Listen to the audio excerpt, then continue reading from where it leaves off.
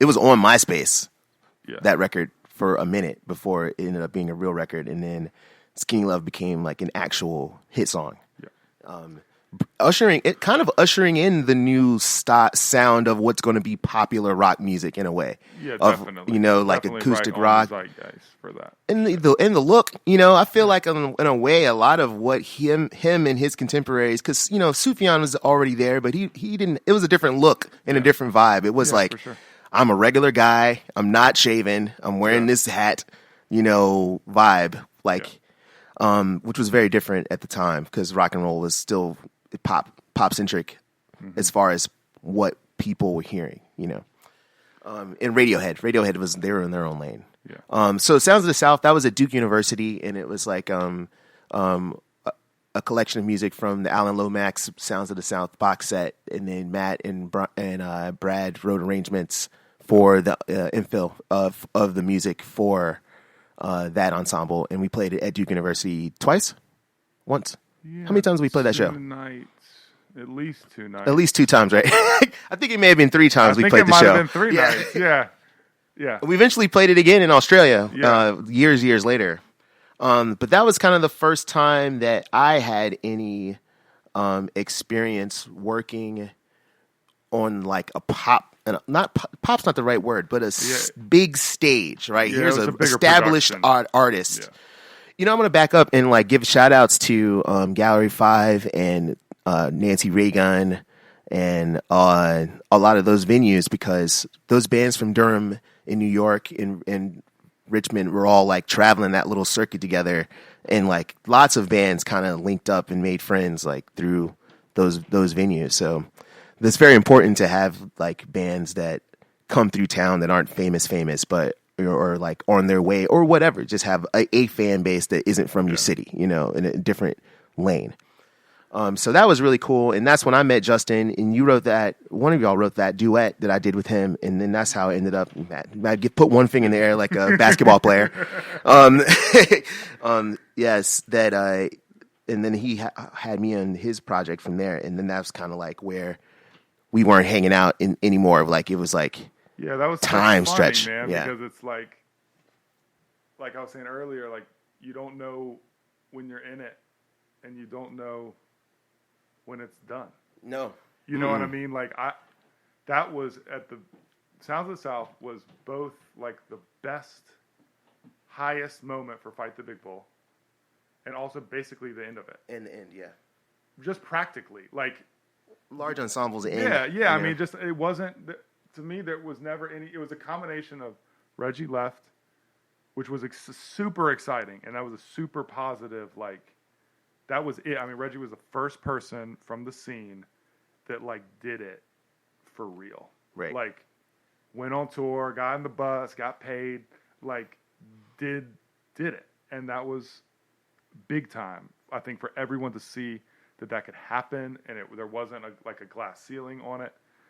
And like it just was a matter of like grinding and like figuring it out. And I mean, it's a matter of a lot of things, but like but it happened. And it happened to one of us, and like that was really exciting. And then that was, I had like at Sounds of the South, I talked to Sarah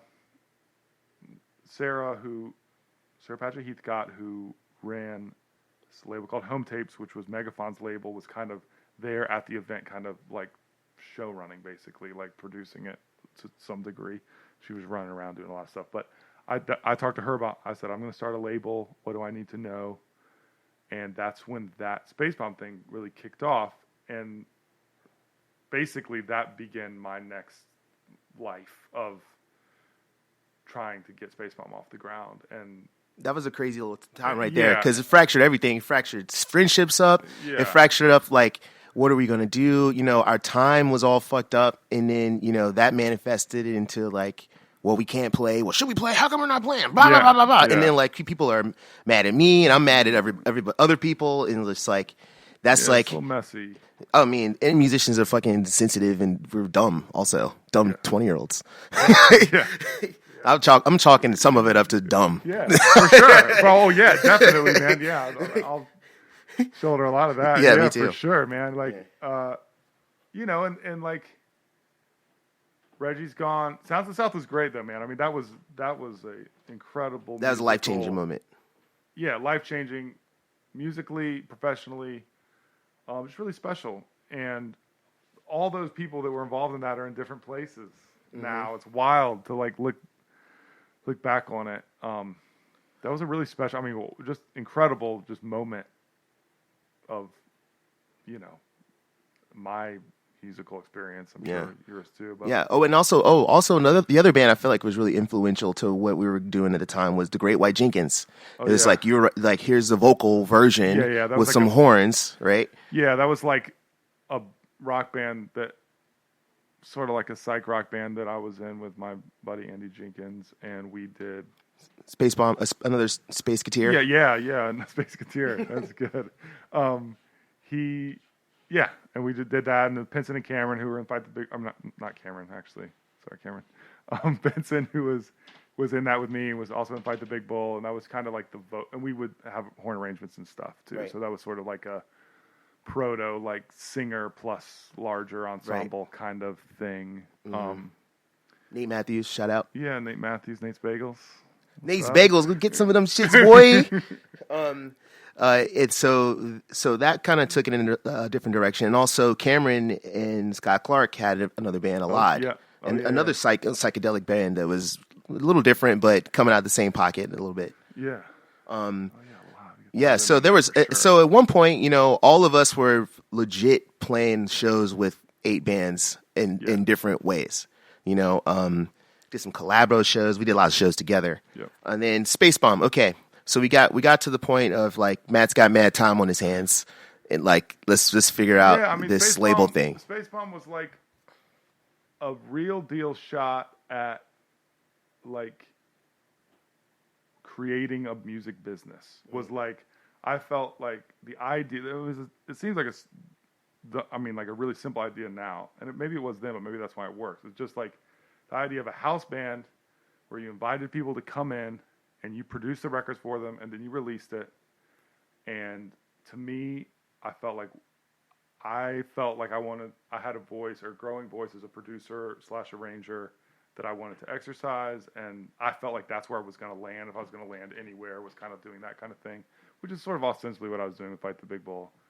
And that's right. I don't know if any of you guys probably don't know, but Matt can play the guitar, for what I understand, but he just bailed on it. I play with live. Yeah, I know. And I kind of did the same thing with trombone sometimes. And then, it was just kind of like, this is an idea, and it felt like really simple and really direct, and felt like I had a lot of outlets that like it could work like as a record label, it could work as a production company. Basically, what we're doing now, it could work like. It could work on the publishing side of things. Like that, there were lots of ways that it could generate. It was almost like Patchwork Collective meets Fight the Big Bull. It was kind of just the next thing. It was very organized. I thought of it as very organized.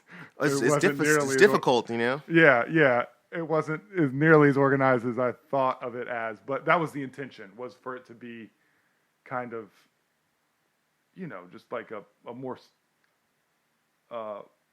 professional. Yeah, maybe professional. I don't really know, but just a more like I knew that it was going to be kind of a big shot. Like it was like okay, I'm basically serious. I was really serious about it, and I wanted it to work, and I felt like it had legs. Like I felt like the idea, similar to Patrick and similar to Fight the Big Bull.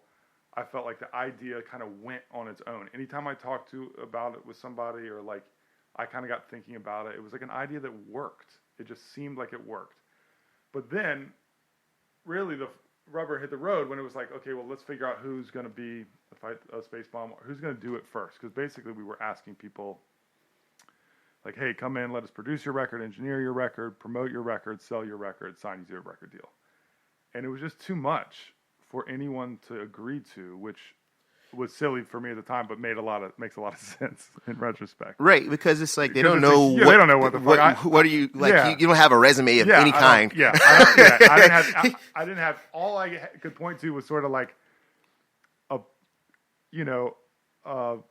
avant-garde big band that was sort of batting or punching above its weight a little bit. But like, I got this big band. Yeah, but like that's kind of all I had. And so I was like, well, I'll just make a record of my own as kind of like a business card for Spacebomb. And I was like, and I wanted to do that. It wasn't totally pragmatic, but I did want to do that, but it wasn't because I thought of myself as a singer-songwriter or as like a frontman or anything like that. It was like, I feel like just the simple like rhythm section plus arrangements plus singer, like let's just see what happens. And we did it, and it, like it went way. This is beginner. Yeah, this is beginner. This is my first record, and it went way better. It went great. It went great. It went great, and it was completely completely life changing for me. It just in practical terms, in terms of what I did. I mean, I went from teaching 10 lessons every day to touring. Putting on suits and shit. Like getting braids. Yeah, like walking around in the James River in a white suit. Yeah, doing weird shit. I don't know what the fuck. And it was fine. It was hot at the time. Yeah, and that was that. Like it just went really good. It was great for Spacebomb. Great for me. Let me stop you for a second. Making a label is like extremely difficult. You want to just give like the most basic skeleton of like what that looks like. You're talking about you need some place to record first. Yeah. You need some money, as either is a loan or the parents or whatever it is, and you need some people willing to do it for nothing for a while. Yeah. Yeah. Yes. We had all of those things. We had. Yeah, it takes a lot, man. And I think we got, we had a studio in my attic on Libby, which was where Pinson and Jesse and I lived, and that house kind of has its own story and was a really special place, and just recorded a lot of music there and partied a lot there. It was really great. But there was an upstairs attic, this kind of finished attic that we recorded Beginner in, along with did some of the arrangements at Minimum Wage. Shout out to Lance. And that was the spot we kind of made home. My partner Rawls was, so I look back on it, he gave us a little bit of money, but it was a little bit of money at the time. It was a few $1,000s, and at the time I thought it was just like... Flipped it. Yeah, I was like, man, this is the shit. We have a few $1,000, and like... That was it, man. That's what we started with, and then we Sarah Paget from Home Tapes came alongside and sort of helped us with a lot of the logistics in terms of distribution and just the kind of ins and outs of hiring a publicist and especially once the record kind of flipped into like international zone, like just navigating some of that was, and then you got your pressing of vinyl and all the kind of deadlines to meet. I mean, it's an administrative shit show for sure. Yeah. And that is exactly what it was. I mean, Beginner for Spacebomb was, I mean, our heads were not above water. How could it be? We were way, way below water, holding our breath, trying to do the best we could and just make it out, honestly, man. I mean, it's funny. Beginner totally changed my life. I would say for sure, I would tell anybody that was the hardest year of my life. Right. Maybe the worst year of my life. Just sure. Unbelievably difficult to navigate from, like, just having that happen and how that separates you from your community in a way. But you're really excited about it at the same time and sort of feeling like that duality, and also just trying from a business, I wasn't only trying to launch like an artist career, it was like trying to pull up the whole record label at the same time. Right. and just trying to get that going. And then there was a whole... But you got to work the record though. Yeah, I got to work the record. I do that. And then we ended up, for very practical reasons, signing my artist career basically to Domino Records, which is a bunch of music business shit that's probably too complicated to talk about here, but it was worthwhile and needed to happen. I don't know, man. This is nerd shit, man. let me get a little remedial version of what does it look like to sign as a thing, as your own thing. Yeah, well, basically what happened, I mean, this is the same thing, not to compare myself to Elvis by any stretch, but it's the same thing that happens with Elvis' son, is it happens to a lot of small